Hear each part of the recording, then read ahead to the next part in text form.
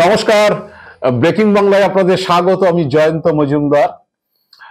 বৃহস্পতিবার দিন আলিপুরদুয়ারে নরেন্দ্র মোদী এসেছিলেন। আপনারা জানেন, সেখানে সভা করে তৃণমূল সরকারের বিরুদ্ধে তিনি তোপ দেখেছিলেন এবং তিনি যেগুলো মোদী বলেছিলেন তৃণমূল সরকারের বিরুদ্ধে, তার মধ্যে রয়েছে যে পশ্চিমবঙ্গ অনেক বিপদের সম্মুখীন, মালদহ মুর্শিদাবাদে যা হয়েছে তা তৃণমূলের সরকারের নির্মমতার পরিচয়, মা বোনদের উপর অত্যাচার হচ্ছে, মানুষ কর্মহীন হয়ে পড়ছেন, ভয়ঙ্কর দুর্নীতি, আমরা দুর্নীতি দেখেছি শিক্ষকতা নিয়ে, গরিবের অধিকার ছিনিয়ে তৃণমূল রাজনীতি করছেন, কেন্দ্রের বহু প্রকল্প বাংলায় চালুই করতে দেওয়া হচ্ছে না, এই ধরনের অভিযোগ করেছিলেন।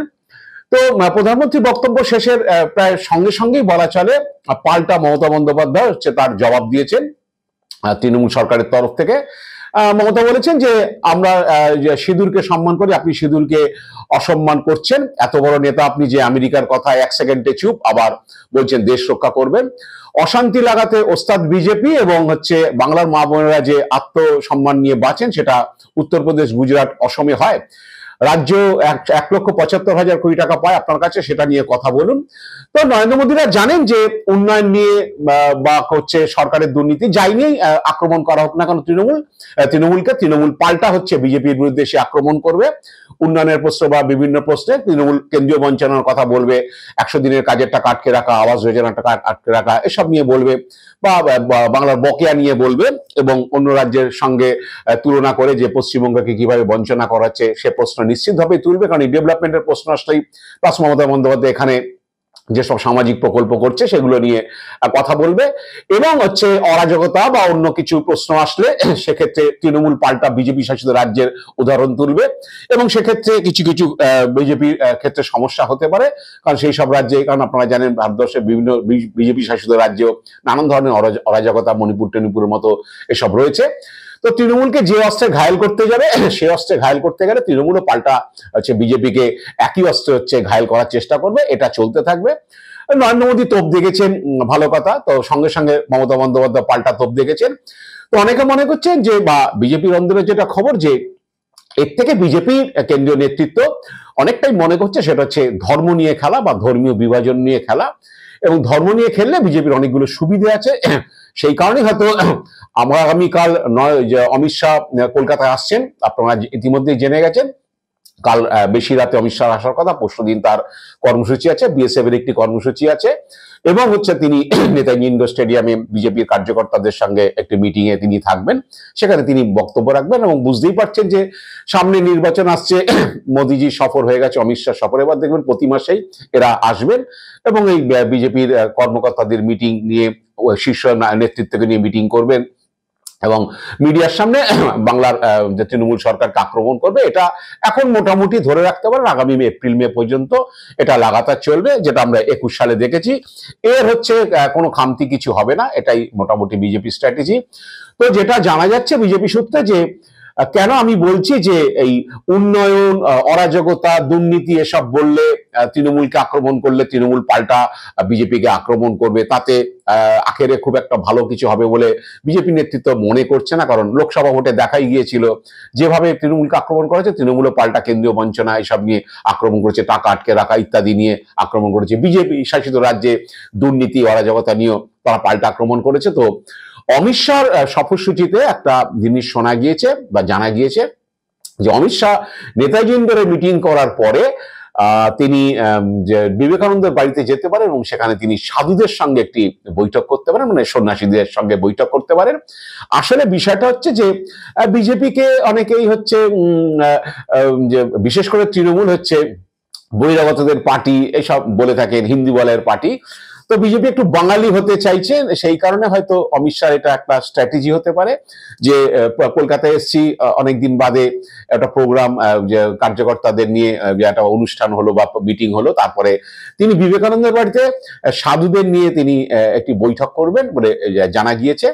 তো এখন এটার কারণ হচ্ছে যে আসলে বিজেপি বুঝে গেছে যে দুর্নীতি, উন্নয়ন এসব নিয়ে তৃণমূলকে আক্রমণ করে ভোটে খুব একটা বিশেষ কিছু তাদের ফল লাভ হবে না, বরং হচ্ছে এই আমাদের যে 70-30 ভাগের যে খেলা, মানে 30% সংখ্যালঘু ভোট, বা যদি বলি 32-33% সংখ্যালঘু ভোট, 67% হিন্দু ভোট, এই হিন্দু ভোটকে হচ্ছে কবজা করতে গেলে হচ্ছে আসলে যে হিন্দুত্বের খেলা খেলতে হবে, হিন্দুত্বের খেলা না খেললে কিন্তু আখেরে লাভ হবে না, এটা বিজেপির কেন্দ্রীয় নেতৃত্ব তো ফিল করছে। সেই কারণে অমিত শাহ বিবেকানন্দের বাড়িতে গিয়ে সাউদের নিয়ে বৈঠক করবেন বলে ঠিক হয়েছে।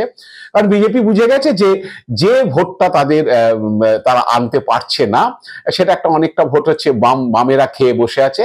তো বিজেপি নেতৃত্বের ধারণা যে যদি হিন্দু মুসলিম বা হিন্দু হিন্দু করে হিন্দু হিন্দু ভাই ভাই এসব করে হিন্দু ভোটকে আরো কনসেন্ট্রেট করা যায়, তাহলে একটা হচ্ছে যে এই উন্নয়ন দুর্নীতি এসব ব্যাপারগুলো আস্তে আস্তে দূরে চলে গিয়ে মূলত হচ্ছে আমি হিন্দু তাই আমাকে বিজেপিকে ভোট দিতে হবে, এবং তৃণমূলকে মুসলিম তোষণের ছাপ্পা মেরে দিতে হবে গায়ে, যে তৃণমূল মুসলিম তোষণ করে, তৃণমূলকে ভোট দেওয়া যাবে না, তুমি হিন্দু যখন তোমাকে বিজেপিকে ভোট দিতে হবে। ওখানে উন্নয়ন ফুন্নয়ন এসব দুর্নীতি এইসব চুলে যাক, ক্ষতি নেই, আসলে হচ্ছে হিন্দু হলে তুমি বিজেপিকে ভোট দাও। এইটাকে একটা আস্তে আস্তে আস্তে আস্তে ভোট পর্যন্ত একটা চূড়ান্ত জায়গায় নিয়ে যাওয়া, এটা হলে লাভ আছে।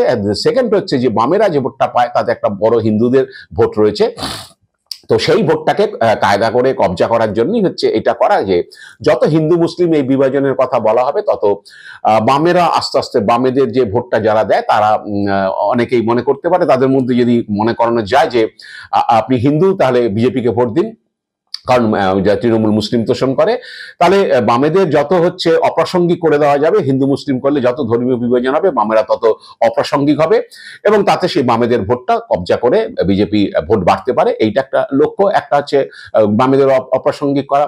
সেকেন্ড হচ্ছে বিজেপি এটা জানে যে এখানে দুর্নীতি নিয়ে বলতে আসলে, বিশেষ করে শিক্ষা দুর্নীতি বলতে আসলে, সেটা বিজেপির যতটা না ক্রেডিট তার থেকে অনেক বেশি বামেদের ক্রেডিট, কারণ যত মামলা হয়েছে শিক্ষা নিয়ে যা কিছু হয়েছে বেশিরভাগটাই হচ্ছে বামেরা করেছে, মানে সিপিএম সাংসদ আইনজীবী বিকাশ রঞ্জন ভট্টাচার্য এবং তার সহযোগী যেসব আইনজীবী আছে তারাই মামলাগুলো করেছে, বিজেপি খিটটা খেয়েছে।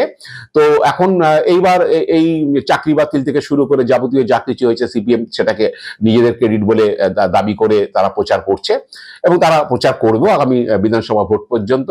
তো সেইটা করে সিপিএম যদি নিজেদের ভোটটা রেখে দেয়, অন্তত 7-8% ভোট যদি তারা রেখে দিতে পারে, তাহলে বিজেপির পক্ষে ক্ষমতায় আসা সম্ভব হবে না। সিপিএমকে অপ্রাসঙ্গিক করতে হলে সবচেয়ে বড় অস্ত্র হচ্ছে ধর্মীয় বিভাজন, ধর্মের রাজনীতি। তো এইটা একটা গেল, এবং পাশাপাশি যদি এইরকম ধর্মীয় উস্কানি বা জিগির এগুলো থাকে, মানে কার্তিক মহারাজদের মতো লোকরা যদি আরো সক্রিয় হয় জেলায় জেলায়, তাহলে আরো বিজেপি লাভবান হতে পারে। কারণ আপনারা জানেন লোকসভা ভোটের আগে কার্তিক মহারাজকে নিয়ে মমতা বন্দ্যোপাধ্যায় মন্তব্য করেছিলেন যে তিনি উস্কানি দিচ্ছেন বিভিন্ন জায়গায়। তো কার্তিক মহারাজ বা বেলডাঙ্গার ভারত সেবা সংঘের সন্ন্যাসী কার্তিক মহারাজ ওরফে প্রদীপ দয়ানন্দ, তিনি পুরস্কার পেয়ে গিয়েছেন ইতিমধ্যে। তিনি কত করেছেন কি কাজ করেছেন আমি জানি না, কিন্তু পদ্মশ্রী তিনি পেয়ে গিয়েছেন, এবং এইটা নিয়ে বিজেপি মহলে হচ্ছে প্রত্যেকেই খুব খুশি করে, উদ্বাহী হয়ে তারা নাচছেন।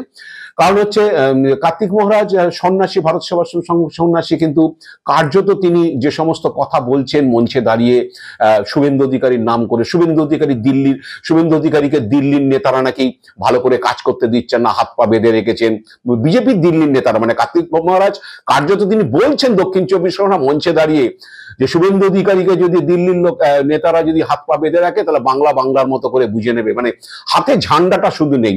সাধুদের মিটিং কিন্তু সনাতনীদের সম্মেলন, সেখানে কার্তিক মহারাজ বলছেন আরে শুভেন্দু অধিকারী বিজেপির নেতা, তার হাত পা বেঁধে রেখেছে, কে বেঁধে রেখেছে, তোমার এত মাথা ব্যথা কিসের ভাই?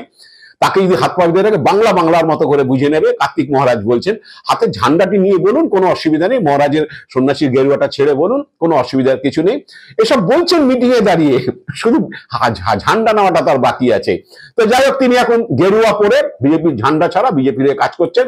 এরকম যদি কার্তিক মহারাজের মতো লোকদের নামিয়ে দেওয়া যায়, এবং বিভিন্ন জায়গায় যদি এরকম সুশুরি দেওয়া যায়, দিয়ে উস্কানি দিয়ে যদি কোথাও দাঙ্গা ফাঙ্গা বাঁধানো যায়, তাতে বিজেপির লাভ আছে। কারণ ওখানে তখন আর উন্নয়ন দুর্নীতি অমুক তমুক সব চলে যাবে ওই চুলে, বলবে আপনি হিন্দু, আপনি খুব বিপদে আছেন, হচ্ছে তৃণমূল সরকার মুসলিমদের তোষণ করছে, মুসলিমদের দ্বারা আপনি আক্রান্ত হতে পারেন, সুতরাং আপনার জায়গাটা হচ্ছে বিজেপি, ঝান্ডা ধরুন।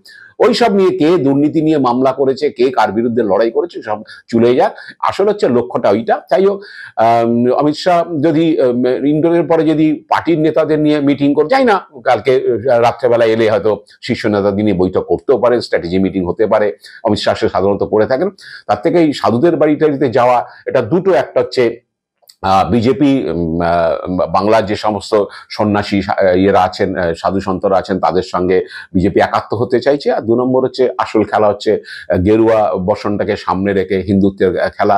আমার মনে হয় যে মোদিজি বলে গিয়েছেন, মোদিজি এসে বলবেনও, এরপরে যত মিটিং আসবে সরকারের দুর্নীতি অমুক তমুক, যে স্বজন পোষণ উন্নয়ন করতে পারেনি, কেন্দ্রের প্রকল্প এখানে হয় না, কাজ হয় না। আসল খেলা কিন্তু হচ্ছে ওই ধর্মের খেলা। সেই ধর্মের খেলার সিগন্যাল কিন্তু অমিত শাহ দিতে আসছেন বলে আমার মনে হচ্ছে। কারণ যেটুকু আজকে আমি শুনেছি যে উনি কিন্তু যাবেন যে সাধুদের সঙ্গে দেখা করতে বা সন্ন্যাসীদের সঙ্গে দেখা করতে বিবেকানন্দের বাড়িতে।